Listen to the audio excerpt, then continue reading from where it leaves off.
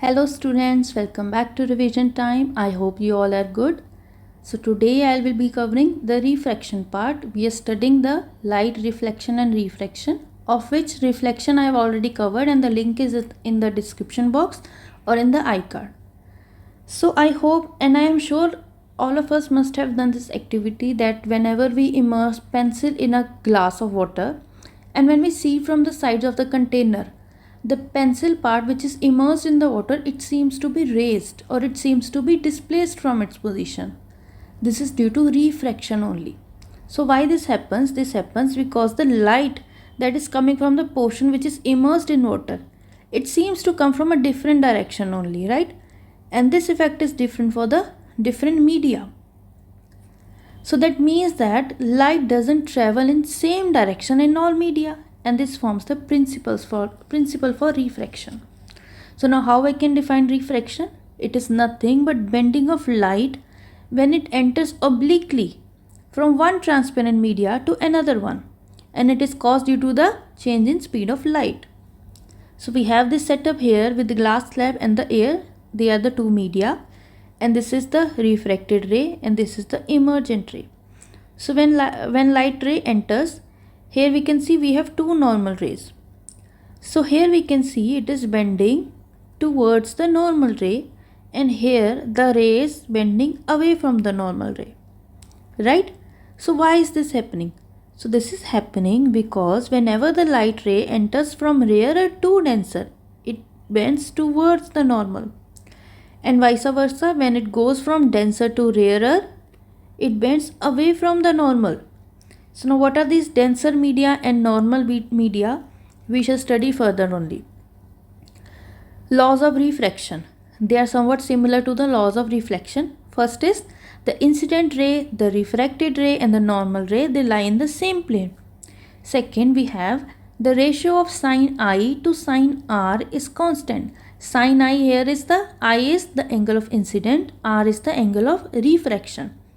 So right, this is constant for a given light color and for a given pair of media. This has to be noted here, and this law is known as Snell's law. Now what is refractive index?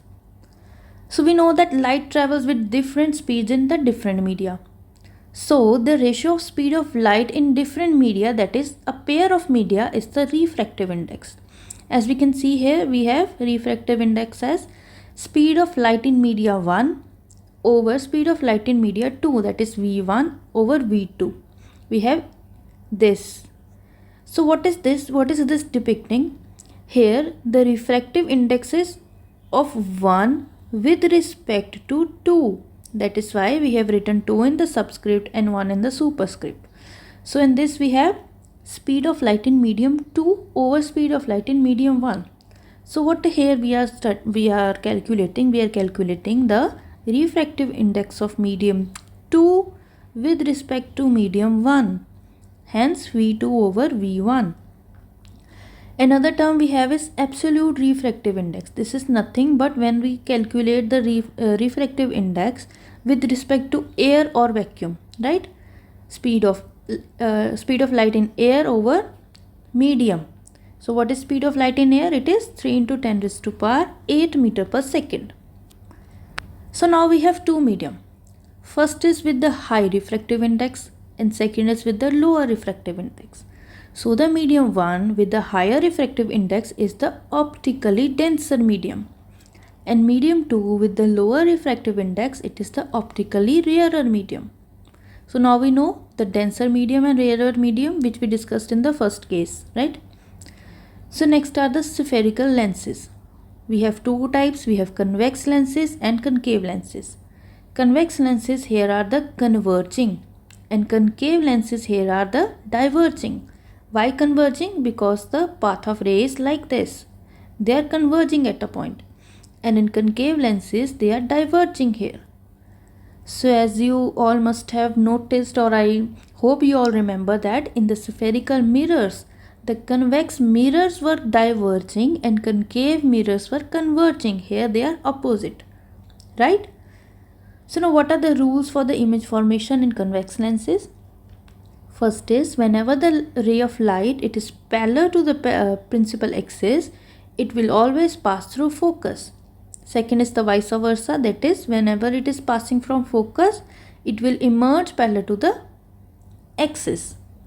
Third, the ray which is passing through O here is the optical center. This is the lens here, and the center of lens like this, here it is the optical center, right? Similarly here it is the optical center, right?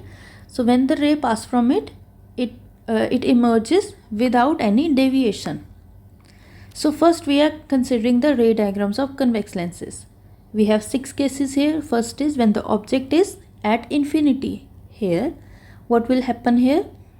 Now the ray is parallel to the principal axis and it will emerge from the focus. Similarly like this. So image will be formed here. So you must have noticed we have f1, f2, 2f1 and 2f2. Why? Because the lenses are part of 2 spheres. Hence we will have 2 values like this. First sphere and second sphere. Right?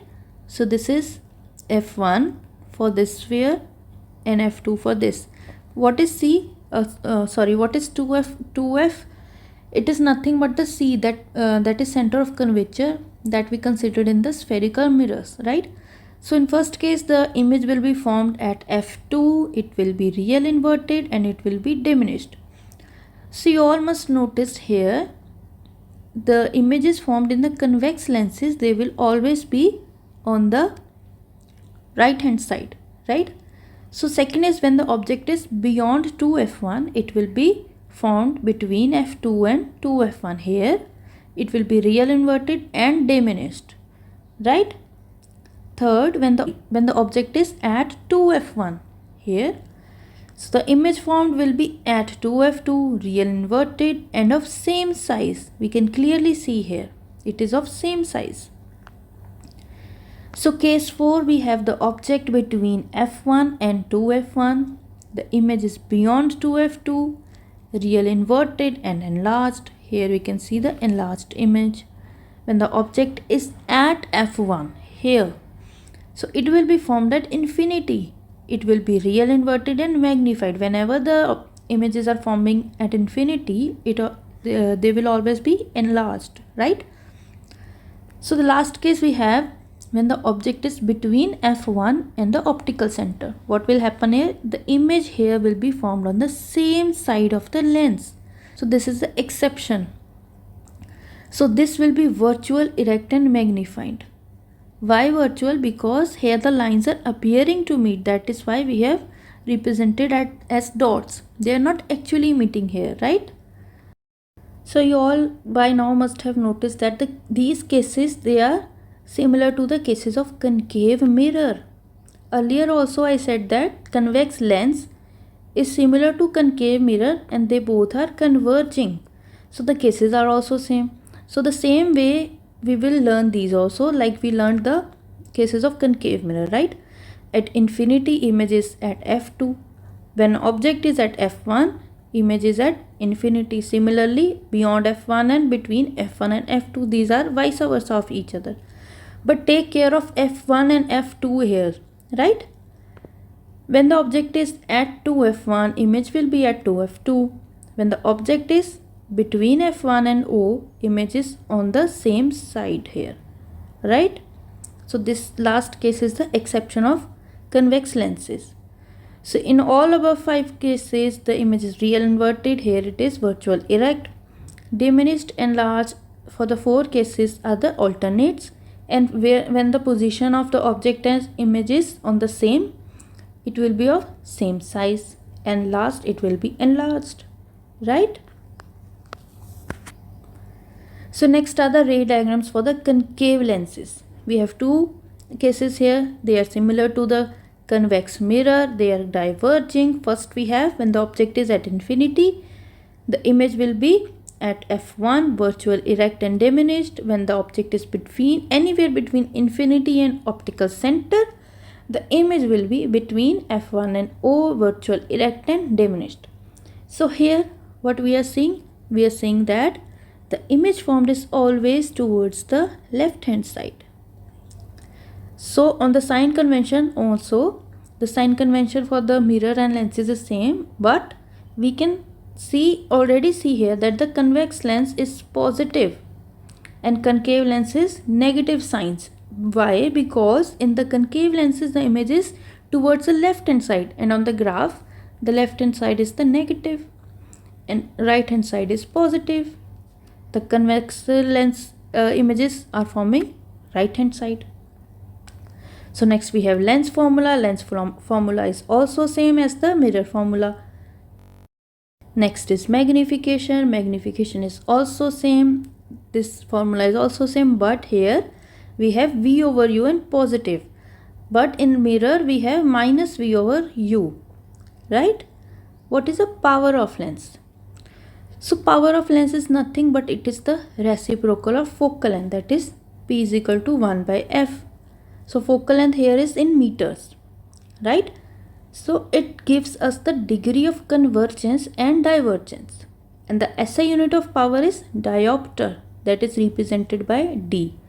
So how we can define diopter? 1 diopter is power of lens, here it is lens, with focal length 1 meter, right? Power of convex is positive and power of concave is negative.